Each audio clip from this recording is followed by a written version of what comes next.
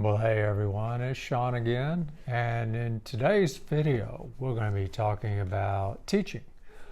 There's many references to teaching in A Course in Miracles. They even have a whole section, the Manual for Teachers. And Jesus does mention teaching throughout the Course. To teach is to demonstrate. You teach what you want to learn.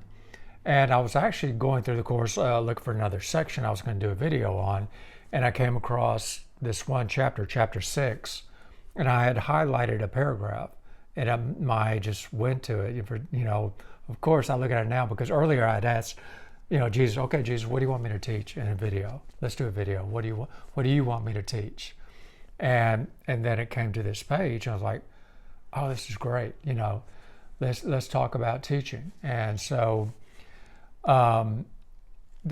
thing about teaching, it doesn't mean you have to teach in a formal setting or doing a video like what I'm doing here. Again, to teach is to demonstrate. That means we're living it. That practicing it is teaching others because they're watching us. And when others are watching, you don't have to do it because they are watching you. Just live it as your natural expression of yourself, like forgiveness. It becomes a natural expression the more we practice it. And by living it and practicing it, we're teaching others how to do that. We may not be aware of what they're learning, but we are teaching them. The same as if we are teaching judgment, teaching attack, criticism, anger, hatred, all that. To teach is to demonstrate. That's what we're demonstrating. That's what we're teaching others, especially young children. They're watching us, as adults, and they're learning. So what are we teaching them? And so in this is chapter 6 that I came across in the introduction and paragraph 2. And Jesus says, "You have been asked to take me as your model for learning, since an extreme example is a particularly helpful learning device." And so Jesus is saying, he's the model for that learning. If we look at him from 2,000 years ago, he lived it. He demonstrated for others. That's the model for us. And he's saying, here's my life. Let's use this as a model. And remember, he also says, what's the body for? Not only as a communication device, but also a learning device. And so we're using his life. If you want, you look at his life, but also what he teaches us in A Course in Miracles as the model for that learning. And he goes on to say, everyone teaches and teaches all the time. Again, to teach is to demonstrate. So we're always teaching others. We may not be aware of it, but we are. And what are we teaching ourselves when we're teaching judgment, or being judgmental or angry or resentful? And the same thing when we're being forgiving, when we're being kind. What are we teaching ourselves too? So we're teaching all the time.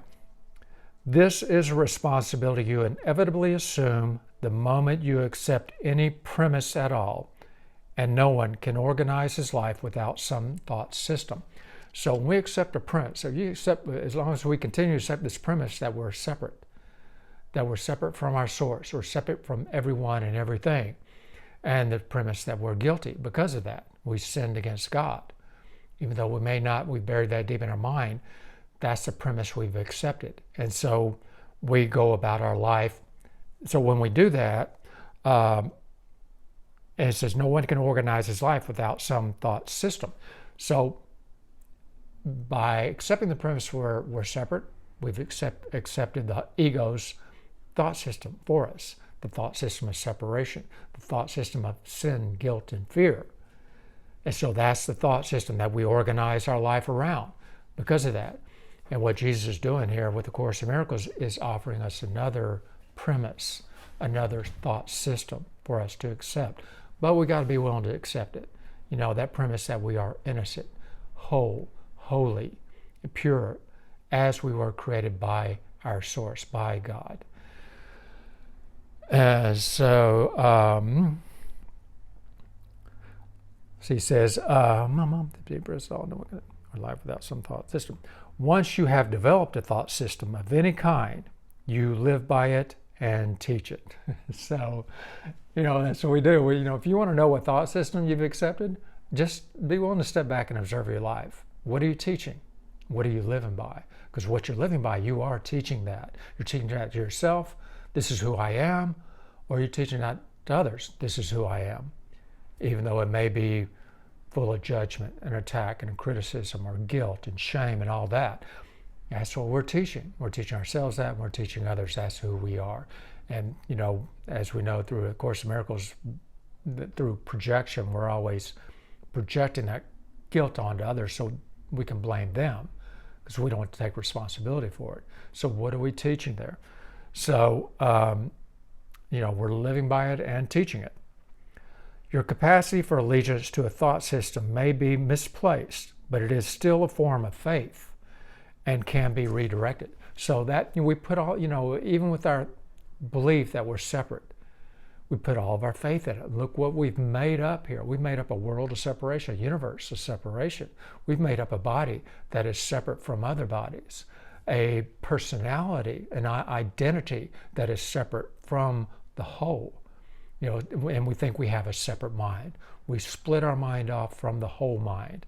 And now we go about defending that split mind, that separate identity, and defending our body and defending our judgments and all that, and we put all of our faith in it. Well, this is real. This is really happening to me. These people are really like that, and we end up putting, because we're putting our faith in illusions, we make illusions real for us, even though none of them are. Lies become truth, and truth becomes lies, and illusions become real. And so, this is such a great paragraph I came across, and teaching about. And when I was reading this paragraph, I was kind of remembering some other stuff about teaching, but also thought, I'm going to flip over to a manual for teachers, and just to see, because also in Manual for Teachers it talks about being a teacher of God, and I was like, okay, let me flip over there, and of course I flipped right over. It opened up to section 9 in Manual for Teachers. And this is a part of a paragraph that I saw that I wanted to share with you that, just ties right in with this. As a teacher of God advances in his training, he learns one lesson with increasing thoroughness.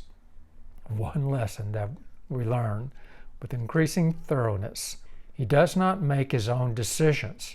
He asks his teacher, capital T teacher, the Holy Spirit, for the Holy Spirit's answer. And it is this he follows as his guide for action. And that's exactly what Jesus did. He says, here I am. You've been asked to take me as your model for learning. And that's what Jesus did. He just followed the Holy Spirit completely. And all of his actions were following that guidance. And that's what he's asking us to do here.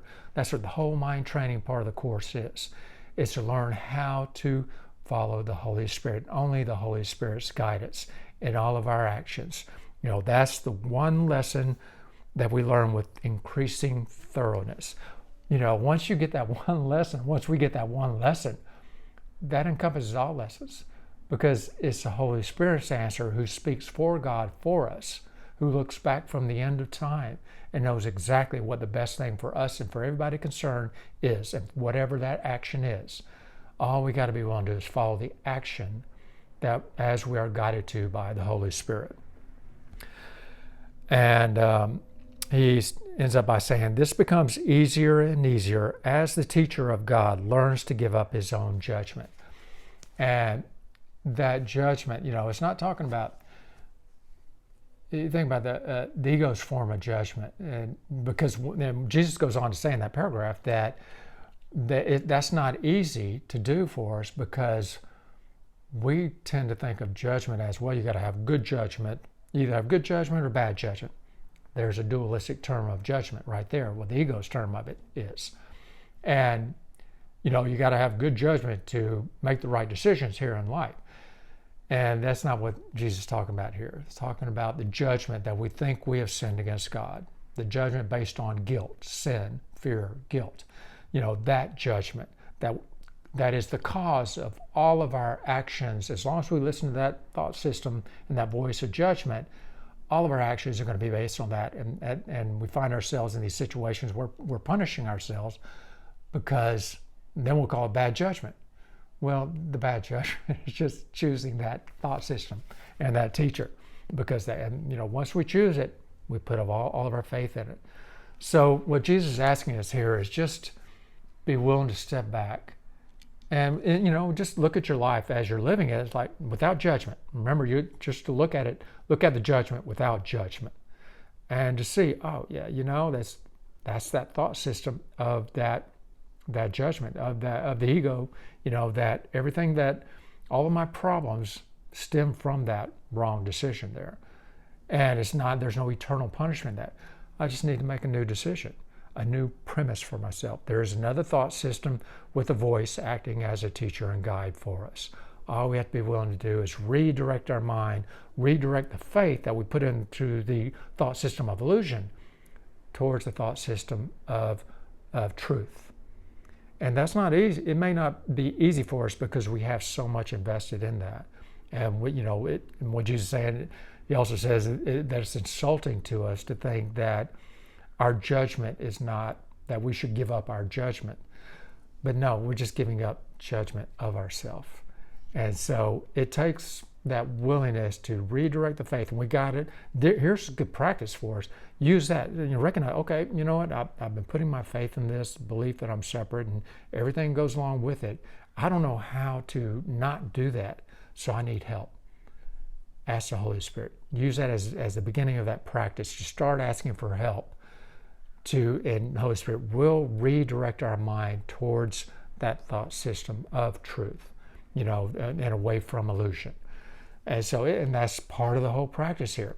Then we become to, we learn that one lesson with increasing thoroughness by willing to ask the Holy Spirit for guidance throughout the day. I mean, it can be any seemingly mundane thing, like this morning in a clubhouse room, we were talking about that, how, just asking the Holy Spirit, okay, what do you want me to eat for lunch here? What do you want me to wear here? It's not what we eat or what we're wearing. It's the developing trust and listening to the Holy Spirit. It has nothing to do with what we're doing in level form. It's about making that, reconnecting our thought system, our mind with the Holy Spirit's mind.